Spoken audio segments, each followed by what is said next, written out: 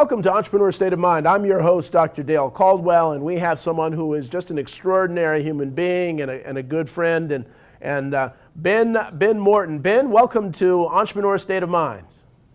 Thank you, Dale. Definitely a pleasure to be here with you, my friend. And I promise the audience that Ben's an extraordinary and humble guy, but he's done so much, and so I want to begin with the background, just to really, and Ben, one of the reasons I do that is that we have young people and others who watch our show and see these role models and say, hey, I'd love to be like them, and life isn't always a straight line. And so where'd you grow up, and how did you get into playing pro sports? Well, let me first parlay from what you just said. Life is often not a straight line. Yes. My line has been so crooked, you need a roadmap to kind of stay with me. But for me, as you may recall, I'm from Detroit, Michigan, born and raised. Played high school basketball there, high school all-state, all-Catholic, did very well, recruited by over hundreds of Division I schools, so I was blessed. Wow. At 6'8", a basketball physique, able to run and jump and play basketball. So that was my ability, being one of 9 children. Growing up in the rough parts of Detroit, that was my way out, if you would. Yeah. So I received several basketball scholarships. Ultimately, even at my high school, they gave me a scholarship to play at a Catholic high school instead of the neighborhood public school, because they wanted me to have some good education behind me with visibility for going on to college. So I ultimately went to the University of Central Florida, where I received a full athletic basketball scholarship. That's down in Orlando. UCF, I made honorable mention All-American. Nice. Our conference did very well there.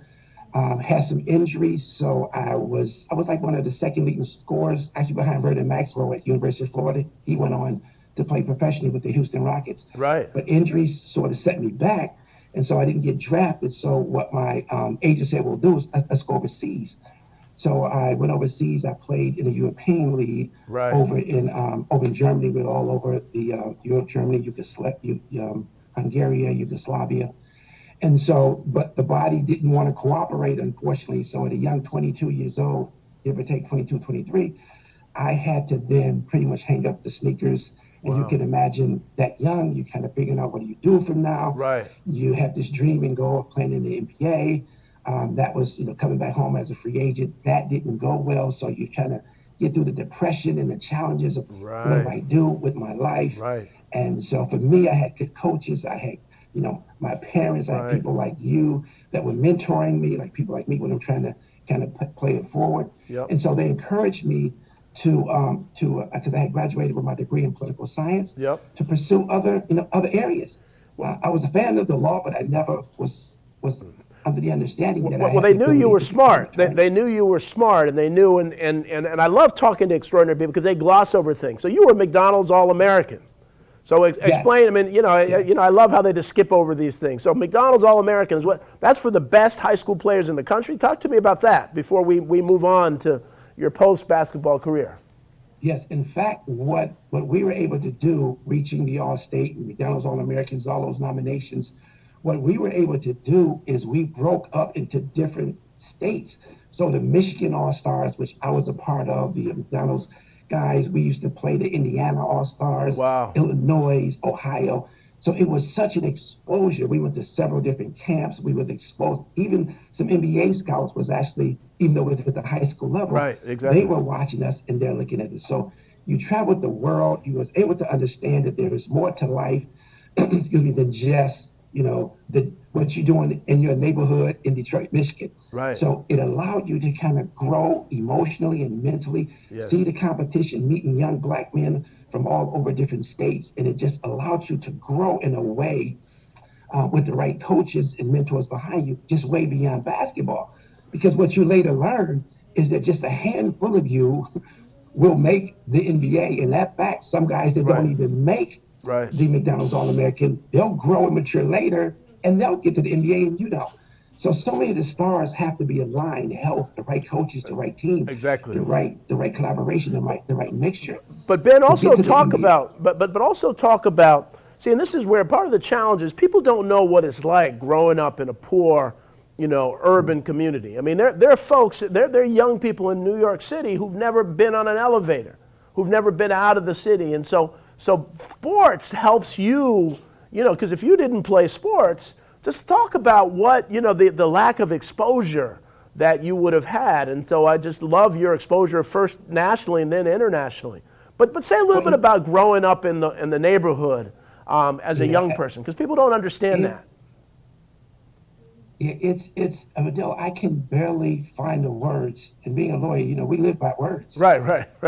I can barely find the words in the English language that can explain the impact and the effect that playing sports, having that exposure, how it changed my life. Yes. Basketball will always be my roots, but from those roots, I met extraordinary people. I met great guys, coaches, just getting out of the neighborhood. And of course, the neighborhood, you gotta get through the drugs, you gotta get through the gangbangers, you gotta get through those urban challenges that we as Black men have, as I'm sure you very well of, because you've written on that and spoken on that. Yeah. So just the trauma of growing up and going through those things, seeing a lot of your dear friends die at a young age. Right. Coming out of Detroit, the statistics for me was a Black man would probably die at the hands of another Black man before the age of 25. Wow. We had a 4% chance of leaving the area, just going on to trade school, let alone college or law school.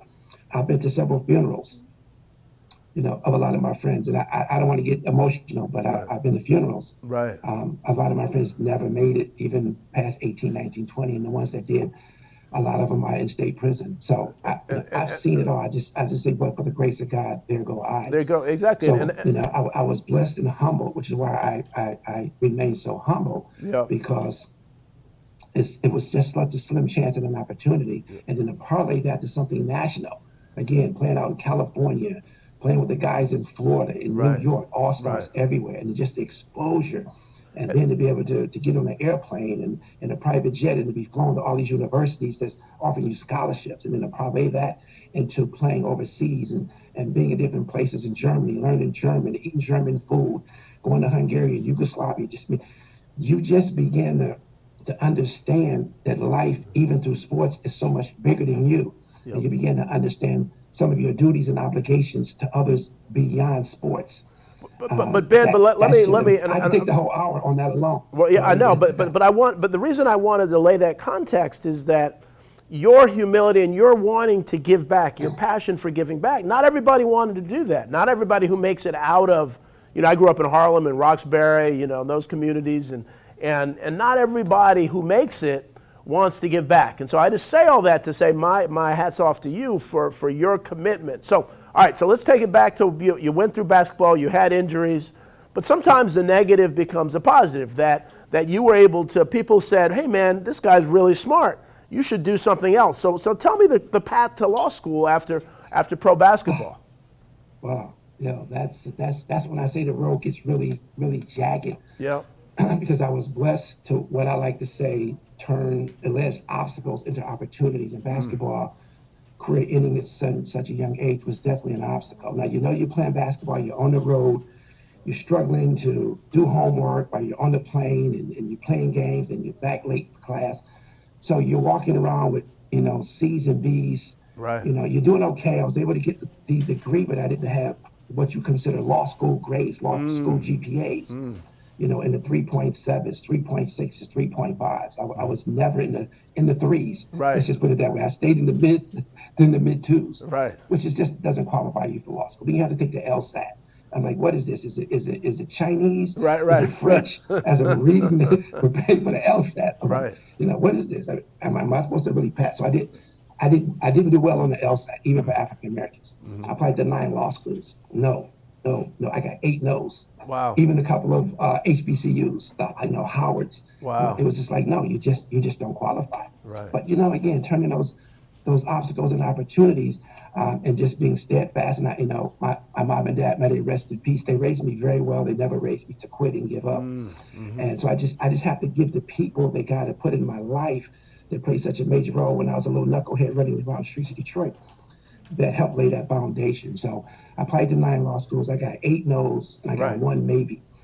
So they required that I come up to the law school. They said, you just don't write well enough. I'm like, well, I got a degree in political science. I got a bachelor's. What do you mean I can't write? Right. So you just don't write well. I said, well, if you come up here to Toro Law Center out in Long Island, New York, and you start in July, August, and you take these summer courses, if you pass these summer courses, contingent upon that, we'll let you in. So they didn't have to tell me twice. Packed up I got back from Europe, got over that depression, packed up, drove up from Orlando, Florida to Long Island, New York. Never been to New York. More exposure. Right. You know, it's in New York City, awesome place to be. Right. Drive out to Long Island, take the courses, focus down. I was able to pass those summer courses, improve my writing. Wonderful. They told me, we don't think you're going to make it in law school, but we need, affirmative action was definitely a factor. I thank God for that. Right. He said, we need our numbers up.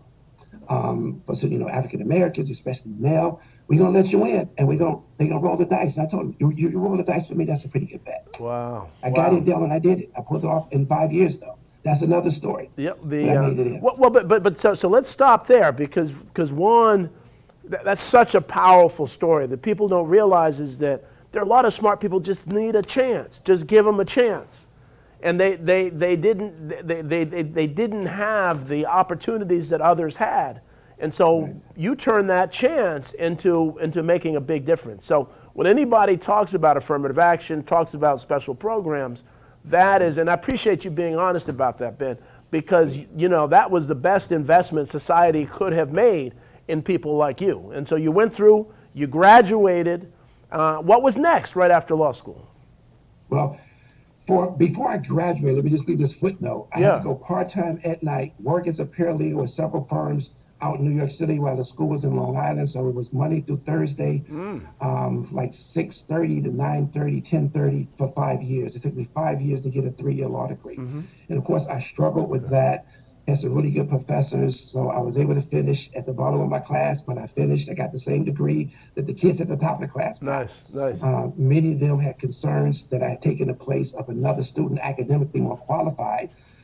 So that was a bit of a distraction, but I didn't let that preclude me from getting it. So I got the degree, and oh boy, I thought that was a battle. It's this crazy thing called the bar exam. And it is certainly a bar. So we're going to take a commercial break now, and then we're going to get to that. But this is really just a very, very powerful story, and then we'll get to, I want to get to all the incredible things that you are doing now. So again, this is Entrepreneur State of Mind. We will be right back after the commercial break.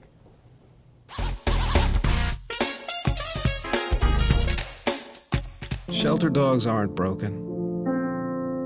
They've simply experienced more life. If they were human, we would call them wise. They would be the ones with tales to tell and stories to write, the ones dealt a bad hand who responded with courage. Do not pity a shelter dog. Adopt one.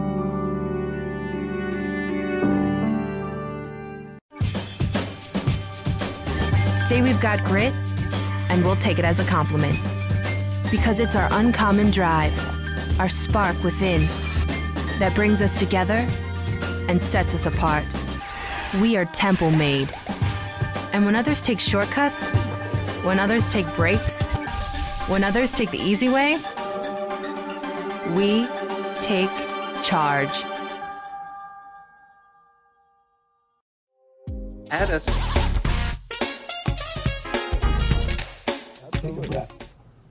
Welcome back to Entrepreneur State of Mind. We have Ben Morton, a good friend of mine, who just explained his incredible story of getting through law school, admitting that he struggled through law school. So you're out of law school. Talk to me about what that path, what did you have to do from there, and then what are you doing now? Well, I was never a great test taker, as many of us probably are not. So I ran into this bar, this crazy thing called the bar exam, where everybody has to take it. There's no set asides for African Americans that grew up and dealt with some urban trauma. We had to take the same exam. Right. So most of my friends were taking New York and New Jersey because the states are combined. So they worked out a 3-day schedule where you could take both. Right. And some was taking like New York and Connecticut. So I tried to actually do that, which was a mistake, but I was trying to maximize my opportunities. So I'm practicing, I'm studying for the bar exam. I don't have the resources to take the bar exam prep courses. So I'm just taking books off the shelves, taking practice exams. So, and in the course of doing that, I had applied for the U.S. Air Force because I had my degree. Right. So, my law degree. So the Air Force said, boom, you don't really qualify, but that's another footnote that we can talk about. But the Air Force gave me an opportunity because I met with them in Washington, D.C., and I persuaded this colonel to give me a chance. We spent a great deal talking about Michael Jordan at that time. Right, He right. had left, I came out of retirement. But I was able to parlay that conversation into getting to the Air Force. But the Air Force, you were required to pass the bar exam. So getting to your question. So I'm studying for the bar exam. It's offered twice a year, February and March. So I take February, I fail. I take July, I fail. Wow. I'm getting discouraged. I'm like, wow, I'm gonna have a law degree and never pass this thing. Then I take it again in February, so that's a year and a half. Right. I fail again. And the Air Force says, listen, Morton, we can't hold your slot anymore. It's been 2 years. So you can imagine the fear and the depression and absolutely. the anxiety building up because I'm about to lose this great opportunity. So I had to shut down everything right there in Newark. I moved into the YMCA. I put duct tape over the vents to keep out the roaches and the rats. Wow. And I was across the street in Rutgers, or I was across the street in Seton Hall every day, 9 to 5, full-time job. That's all I did on the 4th try. And I was blessed to walk out of the YMCA and get notified that I had passed the New Jersey bar exam. Nice. One of the top scores. I scored well enough where my MBE, which is a multiple bar exam score, it allowed me to apply for my license in DC without having to take the DC exam. Oh, really? Oh, wow. Then I went on because I was able to master the exam. I took it past Maryland. I passed Maryland. Nice. I took it past Florida. I passed Florida. So one of the things I like to offer going forward is helping coach kids through law school and even the struggling with the bar exam because I have been blessed with a way. It's a system there like everything else. Wow. Wow. And I was able to come up with a system to help me pass. And the Air Force was like, come on in, my friend. You got it. I became a military lawyer, JAG, with the U.S. Air Force. Well, that is just, I mean, that's just an incredible story. And obviously the sports training helped you through that. And again, I appreciate you being open and honest. And that's so many folks. It's not about intelligence, it's about preparation. A lot of people have money just to pay for a prep course. You didn't have that money and you had to buckle down. So you went through the military, you had a successful legal practice, and we could spend a whole section on your incredible legal practice. But then you decided to do something else. So tell me, I want to make sure we talk about some of the incredible things you're working on now. Talk to me about pivoting and what you're doing now. Yeah, believe it or not, as a trial lawyer, I was a pretty good criminal defense lawyer. I was a federal prosecutor, special assistant U.S. attorney with the Air Force. I parlayed that into the Morton Law Group, and I wanted to, hang my shingle, be an entrepreneur, and practice law my way. And my dream was to bring a high level of legal representation to a demographic of people that look like me. Right. That historically had to go with legal aid or public defender. So I was able to put together a system of litigation, a trial system where I could handle cases where most lawyers would charge, 6 figures for. I could do it for low 5 figures and still be successful. So I was not prepping for what I'm doing now. Right. But it looks like that some things were happening behind the scenes. Right. So I eventually closed the practice up in Jersey, moved back to Maryland. To being a dad, you can relate to this. Our daughters are about the same age. To get back to my daughter, she was 16. She had a boyfriend. She needed dad closer. Right. So I had to get up the I-95 corridor commute, relocated back there, do some consulting work as I was being more of a dad with her, and so the opportunity came about where some friends of mine in Detroit heard, oh my God, Big Ben is a lawyer. What? Not that knucklehead. And he has a law firm. You got to be kidding me. Right. So they started reaching out to me on Facebook. You know how that social media and stuff. Those old heads be like, okay, whatever. At the end of the day, a buddy of mine invited me. He said I should write a book. So we talked about writing a book. And I always wanted to write a book called From Court to Court, the basketball court to a court of law. Right. So he was encouraging that. Nobody's going to read my book. I'm going to put $1 million aside one day. I'm going to get a laptop and I'm going to go write the book. Right. He said, dude, that's never going to happen. And people need to hear what you're doing and what you've done. Right. So he convinced me. So we were chopping it up. We're working on potentially an outline for this book. And then he tells me about this super guy who he just got a meeting, Dr. Reuben West. and he was taking a delegate of folks over to Kenya, Africa. Okay. And he wanted speakers, and he just wanted to change Africa and give back. And I'm like, dude, I'm so not in that class. You're kidding me, right? First of all, who's going to listen to what I say? And second of all, I'm not a public speaker. He said, you have the foundation. Come over. So I go over to Africa, Kenya. I got back about maybe 2 weeks ago. Right. Over there, I was able to give 2 speeches, one of which I didn't anticipate, which was for recovering drug addicts. Right. They treat them very badly. So that was impromptu. I was able to do that. And that just parlayed into so many opportunities, prison ministries and everything. Interesting. And then I was able to give the presentation that I was brought over to give, which was something that I came up with when I was contemplating the book, is the power of the positive pivot. Right. If you know anything about basketball, you know, when you make that pivot on the low block, you're unstoppable. Right. And that puts you in a much better position to score. Obviously, the closer to the basket, the more powerful the pivot, the higher percentage you have of scoring, like anything in life. So, so that was put in my spirit to come up with this power of the positive pivot. I had no idea, Dale, that, my brain worked that way. Yep. But I was able to parlay that and say, listen, come over here to Africa, talk to people, come to Nairobi, share that power of the positive pivot. Right. And my boy was like, dude, that's a movement. This could touch so many people. I'm like, yeah, whatever. Okay, we'll see what happens. I'll go as a friend to support you. Dude, I go over there and it just blows up like wildfire. I'm talking about the pivot. I'm on the stage. I'm pivoting. I got my basketball, and I'm showing how that I'm basically training people how to master the ability of pivoting through life's most egregious challenges and decision making. And it can help you build professional development and personal development, deal with issues and problem solving. And so Ben, so the pivot. So talk a little more. So the pivot is really kind of adjusting. You're facing a challenge, then you pivot for success, right? Is that? Say a little more for the audience about that, because I want to get and use that ability to pivot to it. The P is to start out positive. Right. So everything that you want to do in life, you want to land with a positive attitude. That's the first and foremost. And you have to identify the issues, which is one thing that lawyers are trained to do. If you pivot positively, but you end up identifying the wrong issue, right, you're going in the wrong direction. So I teach people how to identify the issues before them and to do them in such a positive way that you can control that narrative and you can draft that issue and apply the issue in a way that's going to help you. But you can gain and grow, and you can also give back. If you can draft that issue and focus that issue with those 2 G's in mind, then you're okay. Right. You're going to be okay. The V is visualizing. You got to visualize yourself shooting the basket, going to court, right. Speaking in front of a church, becoming a doctor. You got to just actually see it, visualize. Then always you got to own it. You have to own your failures, own failing the bar exam, own it not getting into school. There's other factors, obviously, being black, being poor, being this and that. Those are factors. You own those factors, but you allow those factors.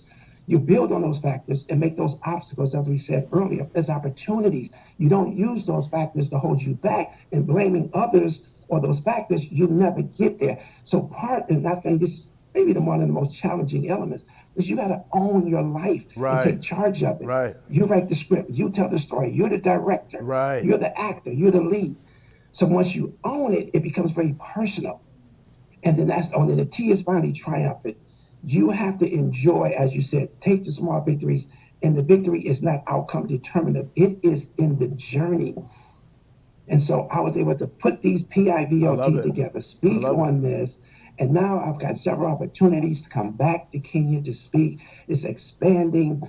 So I'm putting together some projects over there, some things I call the empowering experience, the international empowering experience that I'm putting together. I'm bringing speakers, I'm bringing delegates. They asked me to come over there to coach regularly. I'm working with Kenyatta University. I'm working with some of the government officials. It has taken, and I remember, Dale, I was over there once, about 2 weeks ago. And I haven't been able to sleep since I got back. Wow. The opportunities are unlimited, which is why I'm recruiting you. But it's just, it's who you are. You're living, this interview is pivot. You're talking about every one of those elements here. You're owning, that's the thing, is that so often we don't want to own. That really sticks out. We don't want to own our failures. We want to pretend like everything was copacetic. And so I really appreciate that, and I'm really looking to partner with you on a lot of the things that you're talking about. And so Kenya, you're doing stuff there. What's the future? What's your longer term goal as you're building on this incredible opportunities? Well, I'll have to be candid with you again because this just happened a week ago, and I'm like, okay, I'm scratching my head down. I'm still processing being back from Kenya. Right. And I'm processing the fertile, they've only been an independent nation since 1963 when they broke off from Great Britain. So the land is fertile. There's so much of a need and there's so much opportunity where I'm still taking notes. I'm processing it. As you know, I'm in Kansas now with my business partner. We're putting together opportunities and things. I see this as a way to teach to bridge the gap from Africa to Kenya, and a way to teach the Kenyans and the Africans as they work with me and work with the Americans in pivoting, as the country is in such a pivotal state. I like to say they are in a positive posture to pivot. So they're in a posture where with me coming in to do what I can and as humbly as I can is to make a difference. Yes. And to help them with their infrastructure, help them with their education, help them with just all types. We talk about connecting the churches. We're connecting businesses. I attended an first international business summit over there, where I'm connecting Kenya businesses in Kenya that don't even know about each other. But Kenya businesses across the Atlantic Ocean to work with American business, and American businesses are coming over there. I'm lining up teachers and speakers. Like I said, we're working with Kenyatta University. One young lady said, because I'm in the DC area, hey, we can hook up Bowie State with a program at Kenyatta University. So this is. I know I'm all over, but I'm telling you, it's just a lot. Yeah, I can't really tell you specifically that I'm going to do this, and this because that's amazing. I'm going to do it all. Well, this is, I mean, again, I mean, this is just the perfect time to really, have you on the show as you're starting. We're going to have you back as it grows. Unfortunately, Ben, we're at the end of time. This 30 minutes goes by so very, very quickly. Yes, but again, I want to thank you so much for being on the show. I'm looking forward to doing a lot of things with you going forward. I want to thank our audience for watching Entrepreneur State of Mind, and we will see you all next week. Take care. Yes. Bye-bye. Thank you.